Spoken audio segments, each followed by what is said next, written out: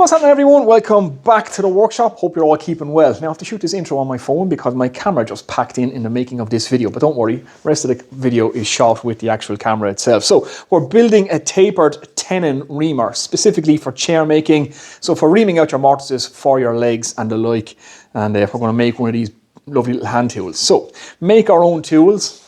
We're going to be making some chairs in upcoming videos. Let's make some of the tools that we need, and we'll start with the tapered tenon reamer. Let's do it. Okay, let's look at what we're going to be using for this. So I have a piece of oak. It's 50mm by 50mm or 2" by 2", and it's about 350mm in length. So that's what we're going to be using for the main body of our reamer. And I have an old saw blade here, which I've already taken a square out of, or a rectangle out of, which I made a card scraper from. So I have a video if you guys want to check out how to make your own card scrapers from old saws. So this is the perfect material for making a blade for our reaming tool. Now, we've got to draw this out, so we've got to establish the blade first, and from that then we can build the holder for the blade. So yeah, let's crack on and get you in for a closer look. Okay, we're going to mark out our blade. Now what we have to decide on is our angle of our taper. So about 6 degrees is what I understand to be good. Any less than that and your chair leg will push into your chair and continue to push into your chair and then split the grain apart. Any more than that, it will stick, but it will never tighten up. So 6 degree taper seems to be the optimum from what I understand. So I have my protractor here. I've just moved it 6 degrees off 90. So I'm just going to get my fingers out of the way and try and draw a straight line, John, for God's sake. So there's a little 6 degree line. I've already set my sliding bevel to 6 degrees. So there you go. That's how we set our sliding bevel. Just like that. And we'll take our saw blade. Hopefully you guys can see now. I really need a cameraman to help me out with these videos. So what I'll do is I'll put that up against this edge. So I know I have a good straight edge here already on my saw blade.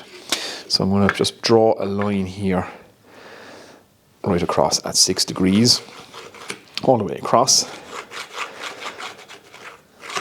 and I'm going to draw another line. I've measured down 230mm right to here.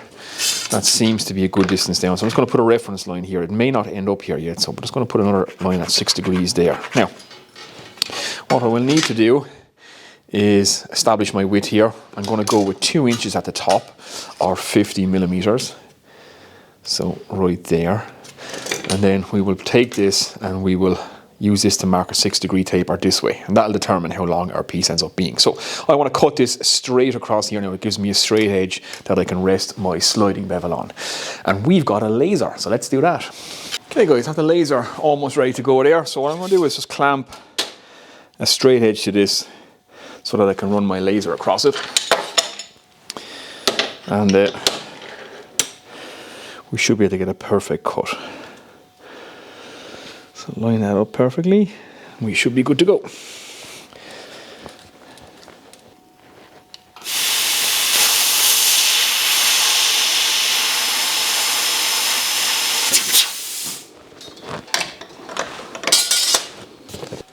There we go guys, super clean, super square cut. That laser really is impressive. Okay, so now what I want to do is just measure in 50mm or 2 inches. And then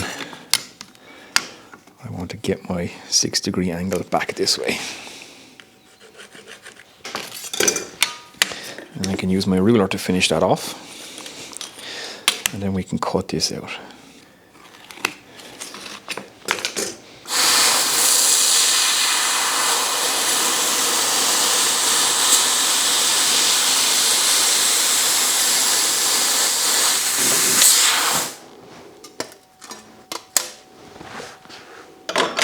Okay guys, there we go. That is our blade now cut out with a 6 degree taper. Now, it's super clean, super accurate.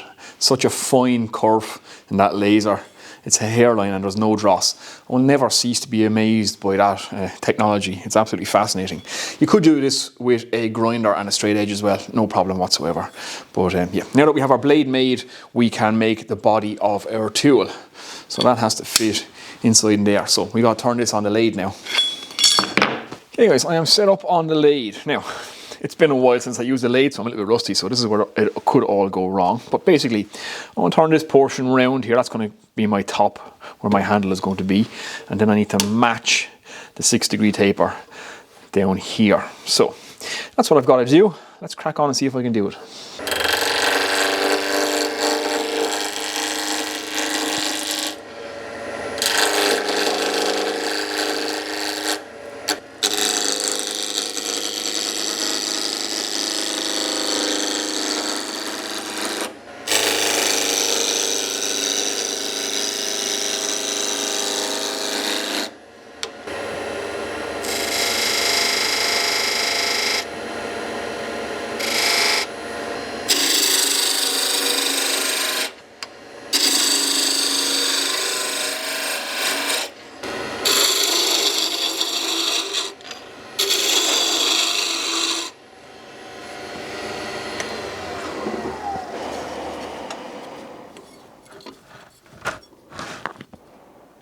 Okay guys, there we go. Taper down, again 6-degree taper. It's a case of eyeball it and match this as best you can. So that's pretty bang on there for just eyeballing it. A little bit of a decorative detail up here. I didn't do too much because my God, I rusty at using this lathe. So I've got to get back and do more lathe work and get practice at it again, because yeah, that made me a little bit nervous. Now we got to cut a slot in this and get our blade in, and then we got to prepare our blade. Okay guys, I have my laser set up here. I just used my center finder just to get the center line on the top of that circle up there. I can see my laser going straight across it. That gives me a straight line down my piece. I left the bottom flat so that I could set up my bench. I'm just going to mark that there. Turn it right around. Line up that laser with our top mark again. I can see the laser going straight through my pencil mark there. And I can mark that there. Now if I get a ruler, just draw that line in on both sides. That should give us our line for our saw cut. Okay, there's our line, both sides to make our saw cut.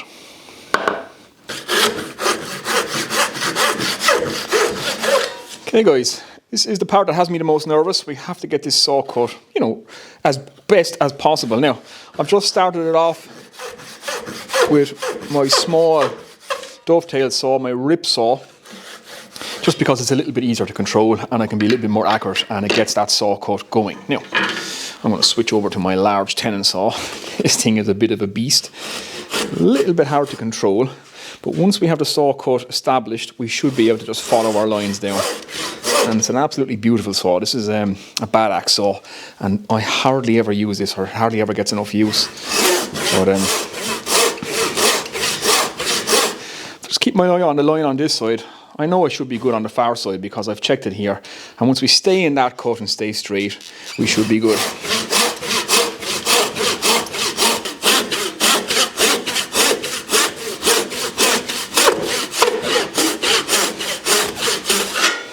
Okay, I've gone as far as I can go with my tenon saw because it has a spine on the back of it. Now, I'm going to use one of my cheaper saws, but this one is the width of it's the same curve as the piece that we've cut from our old saw, and that's important. So I'm going to finish it off with that. So, established my cut with my good saws. That should keep this saw in line for me the rest of the way down.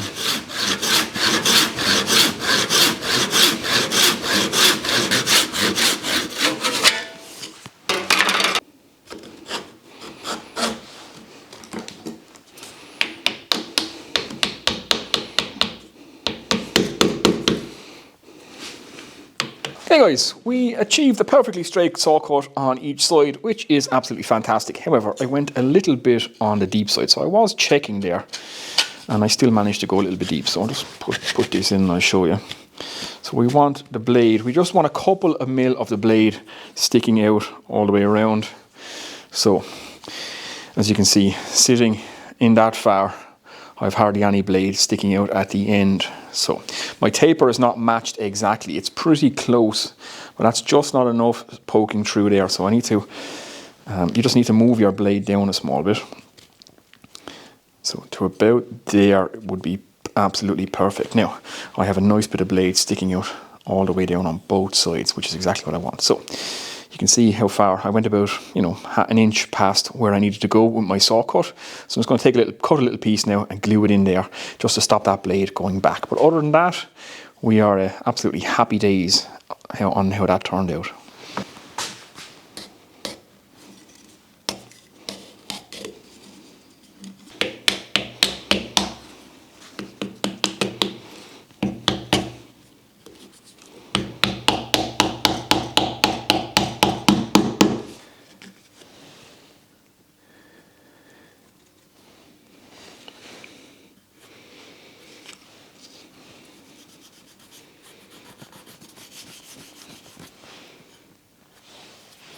Okay guys, I've just turned an 18mm handle on the lathe there out of some sapele for some contrasting wood. I'm just going to drill a hole through this. I've already started, but I should have done this when it was square, but I didn't. But what harm? I have the laser set up so I can use that as a guide. I have a backing board here, so hopefully I don't get breakout on the far side. So I just use my laser to guide me in there, and if I eyeball straight across the top, that should get me within where I need to be.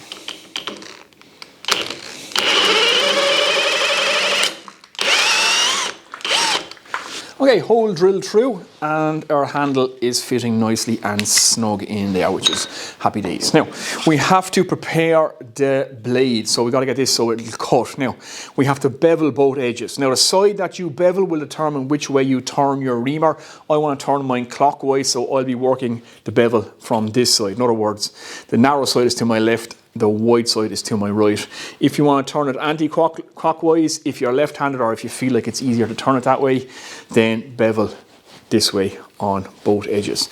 And 45 degree is, I think, is what most people recommend, or less. So I see some people say 70 degree, so don't go any more than 45. I don't think it cuts that great. So, and it doesn't have to be spot on. I think anywhere between there will do. And then we'll roll it over, and we put a rolled edge on it, the same way as we would with a card scraper. So let's crack on and do that. I'll set it up between two pieces of timber in the vise.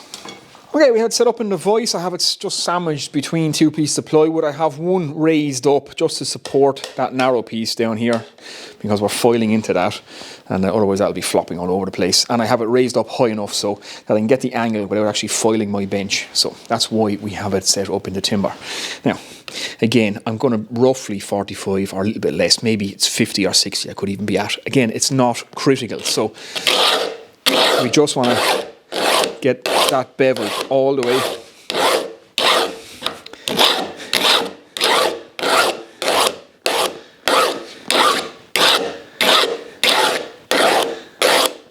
Just like that.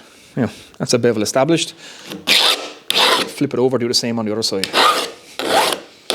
Hey guys, I'm beveled both sides. I'm just going to finish it off now on the diamond with a diamond plate, just to hone that edge a bit.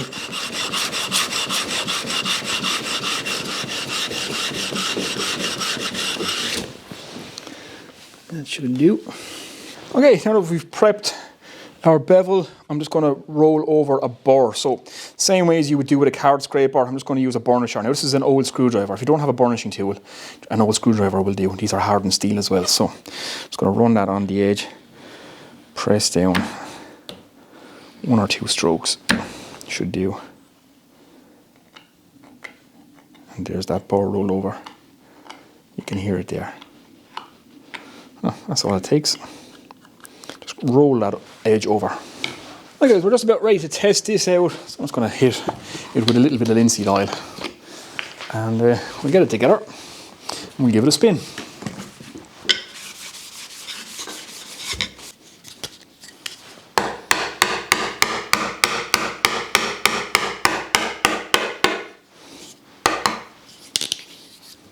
Now, I actually forgot a very important part, so I have to put a relief cut in on the leading edge of my blade. So I'm going to be turning clockwise, so to this side. So I'm just going to take my chisel and we're just going to remove some material on both sides on the leading edge, and that's just allow for it to clear material, otherwise it'll get choked up.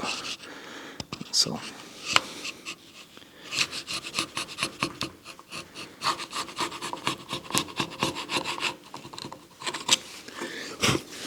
that should be nearly good enough.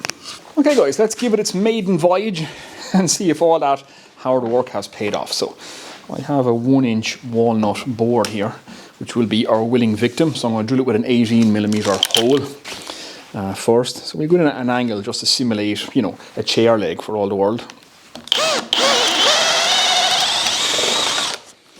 And then we shall widen this out. Let's do it. Okay, so it should just be a case of pop it into our hole and just start to twist. And this should cut a nice tapered tenon for us. That is actually flying through that wood.